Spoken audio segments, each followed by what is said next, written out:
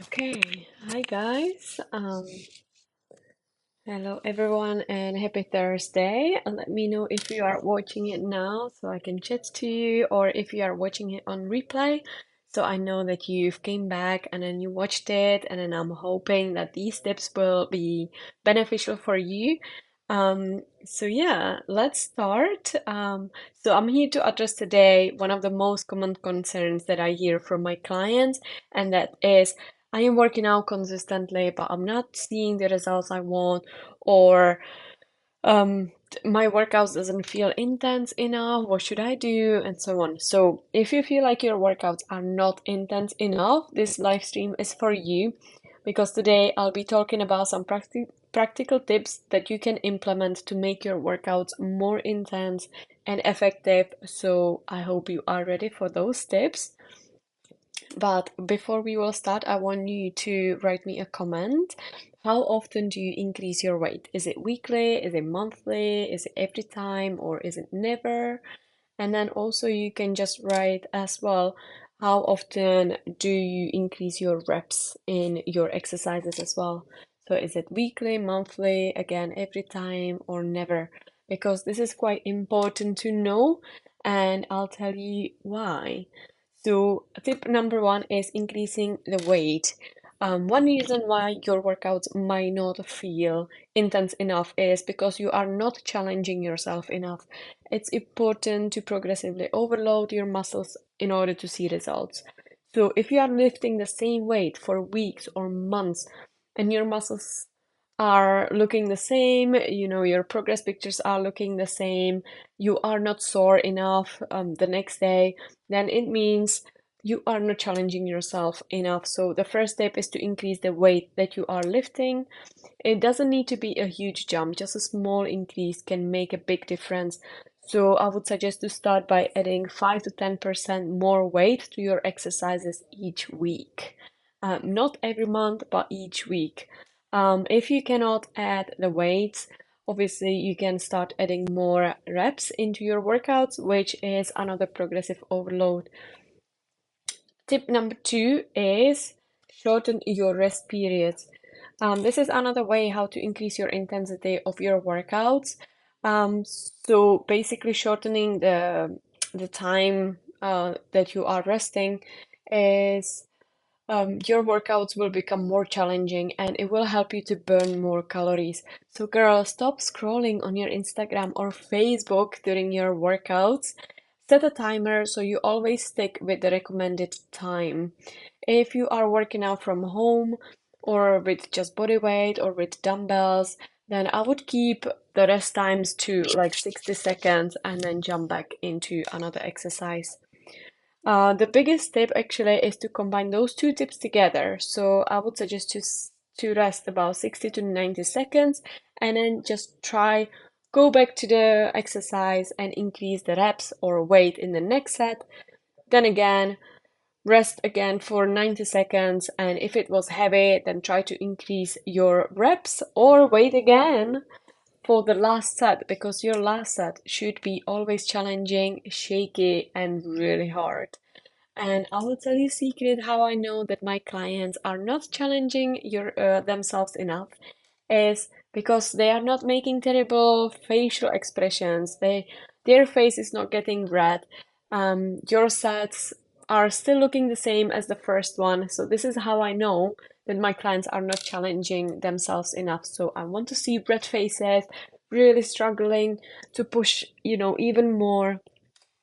Just challenge yourself. I know you might feel like, oh, this is so hard, but let me tell you, you are stronger than you think, and you have always one or two reps in tank. So next time when you will be squatting or pushing the dumbbells, pushing the barbell, then always think of me and be like, okay, I need to do one extra rep, extra, just for Wendy, because this will give you the tone look. This will, grow the muscles, and then you might feel a little bit sore the next day, or shaky legs and so on. But this is what we want. This is how you know that you challenged yourself enough. Another tip is keeping track in the app of your workouts. So basically, by tracking your workouts, you'll be able to see that you are constantly increasing the weight or reps you are lifting. That's why I'm always trying to push my clients, to look every single weight, every single set, so I can go back and be like, okay, you are lifting for 14 reps, which is quite a lot. Let's try to increase the weight, because I would suggest to kind of stick with 10 to 12 reps unless you cannot really increase the weight. I hope it makes sense so far. Let me know if you are watching. And basically seeing progress in your workouts in the app, it can be quite incredibly motivating. By tracking your workouts, you'll be able to see how far you've come, how much progress you've made already, which can help you also stay motivated and committed to your fitness goals. So make sure that you are tracking your reps, sets, and basically everything in my app, so I can check on you and I can see that we can push even harder. Okay, tip number 4 is slowing down the tempo. So if you always feel like you are rushing the exercise and you are not feeling the right muscles, then you are probably rushing the exercise and your muscles are not growing. You are not challenging the right muscles. That's why it's so important to slow down the tempo of your exercise.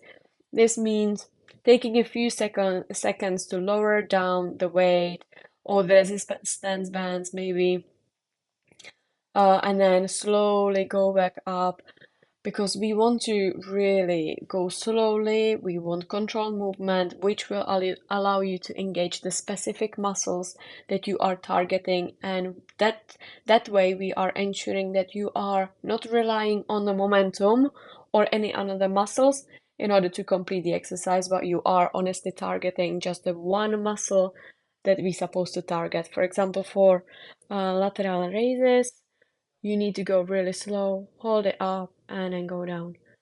Up and down, yeah? So I'm not like using my body in order to lift the dumbbell. Even though if you feel like you are doing this momentum, I would suggest to pick up lighter weight, because if you are doing this, that means it's quite heavy and you are trying to push yourself. But it's better to do lighter weight.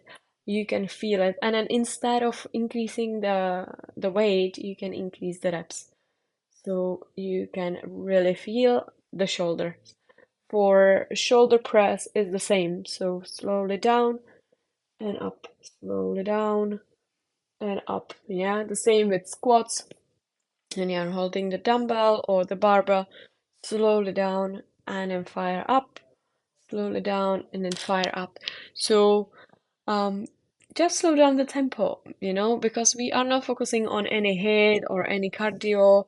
These exercises are quite hard on the body, and that's why we need to make sure that we are going really slow. We are maintaining the proper posture and alignment through every single exercise, because using improper form can basically lead to an injury, as you probably know. So let's try to be effective and not having any injury.